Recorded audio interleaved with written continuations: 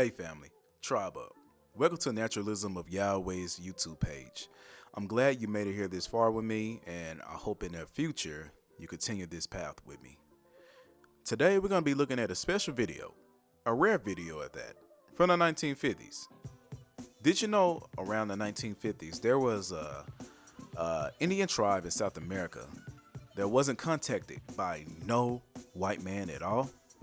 And they've been here way before colonial time.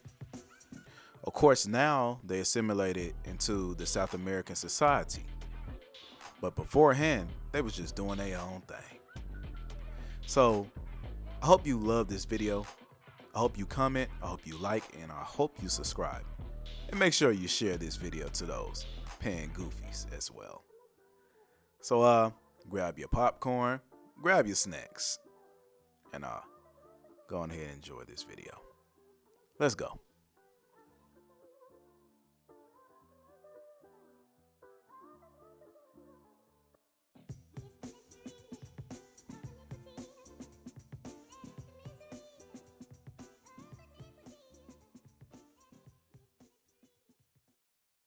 All right, people, here go the video right here. And this is called the Indigenous South American Bushman Indians. Again, this is a rare video from the 1950s. And again, share this to your fellow Pan-Africans because I don't know what they're going to do after they see this. So let's go ahead and shrink my window and go ahead and play. And here to present the actual films of tonight's bold journey is John Stevenson. Deep in the jungles of French Guiana, Mr. Herman Jesson, the Amazon trader, makes his way up the Moroni River, aided by friendly natives. His object? To trade small manufactured goods with the primitive Indians along its banks for their spears, baskets, and primitive artifacts. His expedition must cut its way through the dense jungle overgrowth and often has to eat only what nature provides. And now, here's the man you saw in the film. Now, you can already see they were Negro type. You see the afros, you seen all that, right? So, I wasn't capping. Shout out to Mayo for this great find. So I just had to react to it. So let's go ahead and play. Earlier, Mr. Herman Jesson. We're proud to have you with us, Mr. Jesson. Thank you, John. I'd like to ask, first of all, sir, how remote are these Indians from civilization? These Indians live about 250 miles up the Moroni River. It's very hard to get up there because the rains endanger any trip, and the river is either too low or too high. It's just in July that one can penetrate into those villages. Oh, is this your first trip into this area? No, into this area it's my second trip, but I've made 25 trips into South America so far, and I expect to leave very shortly on another one. Well, where are you from originally? I was born in Europe, but now I am engaged in the import-export business, and I spend about half of my time down in the Amazon jungles and the other half of my time here in Los Angeles. Well, we're all anxious to see what being an Amazon trader really means, so let's start now. We start in the town of Saint Laurent du Maroni in French Guiana on the Moroni River. Guyana. This river divides Dutch Guiana from French Guiana, and the native quarters house these beautiful canoes of African design which the natives use. Two of the men who made this trip with me, my companions, on a long journey trading with the natives of this region. The things that I use for trading with these people are mirrors, fish hooks, beads, flashlights, also tobacco and salt and sugar that the natives can use. I'm trading a knife for a comb and a basket for beads. Pause. Now, you see what he's saying, right? And you just seen what the people look like, right? He called them natives, not Africans. Natives. And he said, yeah, they had African-like ships, like little boats or whatever. But he called these people natives. They're Indians. Again, these are people that haven't had any contact with white man whatsoever. But they showing you now, like after the 1950s, like I said, they assimilated into civilization. But right here, you can see, hey, the European saying he traded this, and that. with these natives, and you can clearly see these are Negroid people with afros. Our boat was 50 foot long and 4 feet wide, and there were 4 of us going on this long trip up the Moroni River. We are leaving the town and passing by the native quarters, and we are on our way to Mukumak Mountains and trading with the natives of the region. How long a river trip will this be, Mr. Jesson? It's about 2 months trip, John. And how long will it be in terms of miles? It's about 500 miles each way. We are getting our guns ready as we are living off the land. Look at that. You'll see that later. This little boy is one of the sons of the Bushmen, and I gave him a piece of chewing gum, and that's what he did with it. He couldn't figure it out. To pull our way into this native bony Bushman village. This is the harbor, and here are some of the typical canoes with African design. Tutu presenting me to the chief, Grand Tifu, who is a very gentle chief, governing these bush people totally. And he really dressed up the next day in my honor in this French naval officer's uniform with his wife, and I undressed in his honor in the native garb of the region. Very incongruous, isn't it? Oh, yes. This boy is making an oar for me, which I traded with him for a knife. And the girl is winnowing rice. In another part of the village, we see one of the girls fixing the hair of a lady chief of the village. This is another little baby of Tutu. And the paddle I'm trading here with these Bushmen. One of the native girls brought us some fruits, and we are trading it for this empty oil can. African culture prevails completely in every respect. Shoving off on our way now to the prevails completely, and we are trading it for this empty oil can. African culture prevails completely in every respect.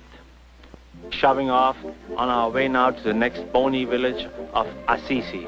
And you see the way these boys are built with their shoulders and muscles, that they really are good for this type of work. They're very stocky people, Mr. Jesson. Oh yes, they're very healthy, and they're really children of nature.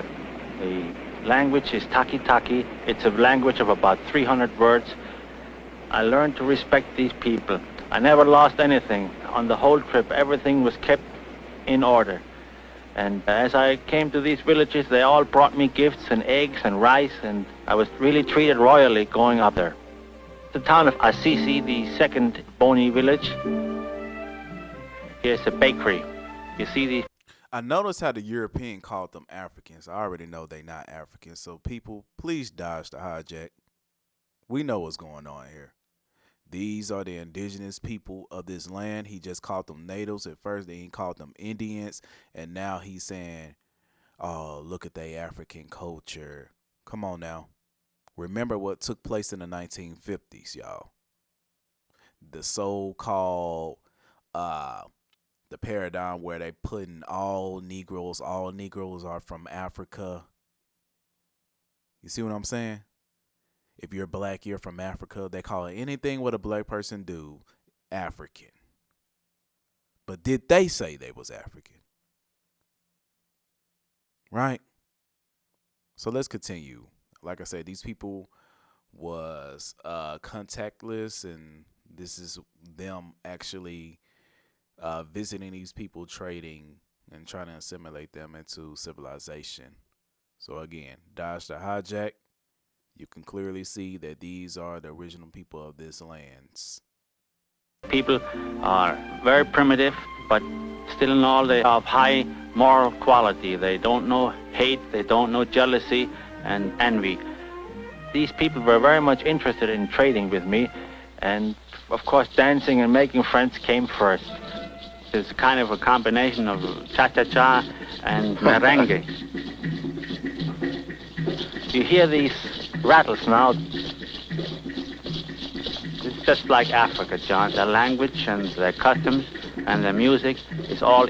You see what he do? He say it's just like African. It's just like African. Again, they're gonna keep comparing us to Africa. They're gonna keep doing it. But again, these are native peoples of the land. imported from Africa, and they're pure Africans.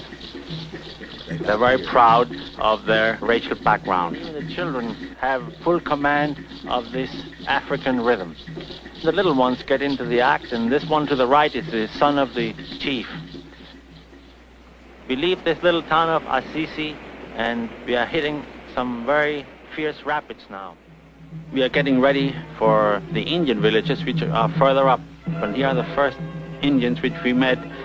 The Guana Indians are the Indians who live further up the river, and they have long hair, men and women alike, and we are trying to see whether we can get permission to get up further into that country and have them guide us. I love to do as they do, and I think the best way to go into these native places is to dress just the way they do, and they feel very much at home when you approach them in that respect. We are now starting to trade with the natives. Look at them. First making friends and then trading.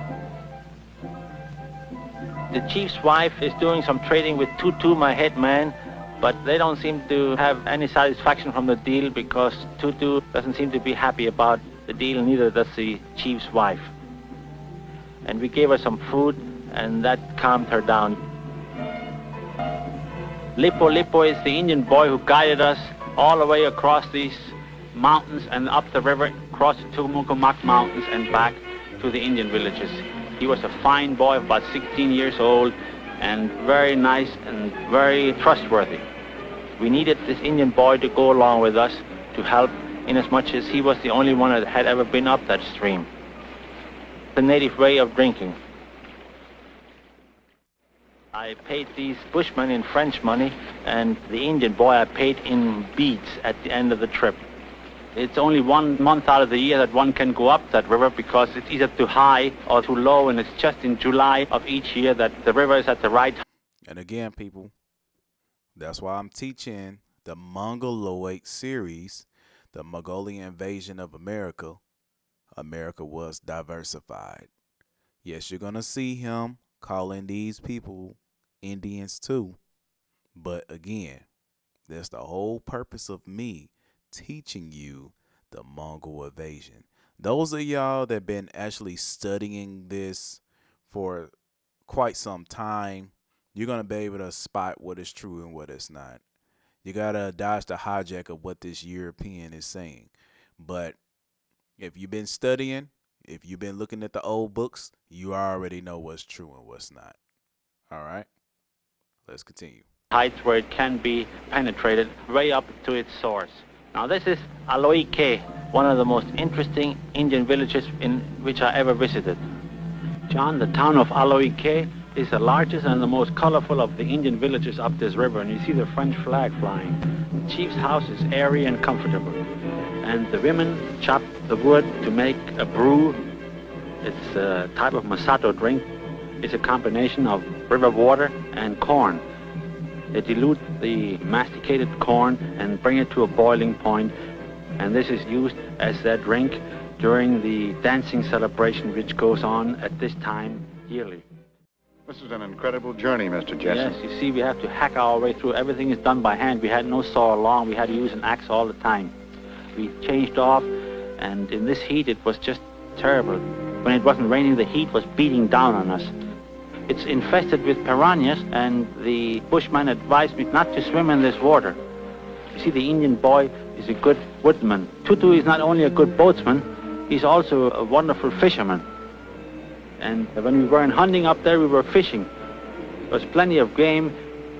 There was no noise of the motor to disturb the animals, and we had so much game that we sometimes quit hunting and fishing and just tried to make headway as fast as we could. Hold on, wait a minute. It's the other boy. If y'all acknowledge, y'all see the black people doing more Indian culture than the Mongoloid people.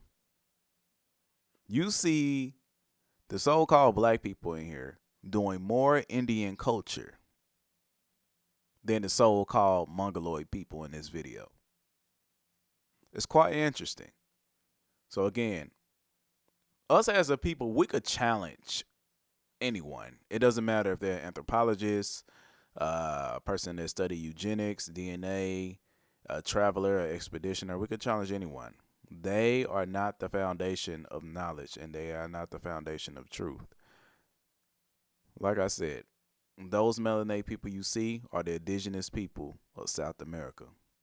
And this man coming around here saying, oh, they African. They got African-like culture. They got African boats. And you see the so-called Mongolians in the same goddamn boat. The same goddamn boat. Come on now. We got to learn how to dodge the hijack people. Let's go. Jumping into the water to get our lunch out. This was a lunch for the day. Wonderful catch. Yes, it was a big fish. We're back in the town of Saint Laurent. We are unloading all the artifacts which I traded with these natives, and to bring these back to the States now. I'm calling them natives again. We're all safe and sound. Nobody was killed or hurt, and it was a very successful trading expedition. The boys are helping me carry all the items and my equipment back to the starting point. Well, Mr. Jesson, your films represent a wonderful experience, but I know if I were you, I'd be doubly glad to be back to civilization. You must have had some pretty close brushes with real danger in your expeditions. Yes, I did. For instance, in this expedition, I fell ill with malaria. Fortunately, it did not strike me until I came back to the States. And when I came back, I had to spend 3 weeks at the Veterans Hospital here, but I finally recovered, and that was lucky. Well, I imagine in your business, malaria can be an occupational hazard. And this probably explains why you've lost so much more weight than when we saw you on your films. Yes, John, I've lost about 30 pounds, and you can see by my clothing where it came from. I see. But you're well and healthy. All right, we could stop that right there. So, people, this video was very great. Now, again, you're going to have to dodge the hijack from this white guy over here calling every single black person you see an African. You're going to have to dodge the hijack with him. Again, this is 1950. This is after the Reconstruction period. This is after John D. Rockefeller dropped the $1 million in a general board of education. This is after they changed the educational system. This is after they changed the locations of a lot of places and gave people identities that don't belong to them. This is way after. We're talking 1950. The Reconstruction period popped off around 1910 through 1920. So, again, we already know what happened. So, now that was a very interesting video. You can clearly see the natives, the indigenous, whom are the melanated people that you've seen, which he kept calling the Bushmen, are melanated people of this land, South America. Now, again, I told you, you had to dodge the hijack. This video was really for educated people that's already learned in this Indian business. Those of you that already know how to decipher the fake from the real, and you're basically not a victim of this Reconstruction period. You basically got your common sense back. Now, the Pan-Africans are going to keep saying, oh, look, he keep calling him African. Look, he keeps saying Bushman. Look, he keeps saying African culture. Yeah, this video is about Africans. But he turned around and kept calling them natives at the same time. And how was it these black people was doing more Indian culture, more hunting and gathering, more trading than what you call the so-called Mongoloid people that you see here in this video? So I am quite, well, how you say, well learned in this particular field when it comes down to black people being American Indians. I hope that y'all learned something from this video. I hope that you can share this around and pass it to your best friends and people that's actually learning that they are Indians themselves, so they can get a better understanding of what's going on, right? Thank you for watching. See you next time.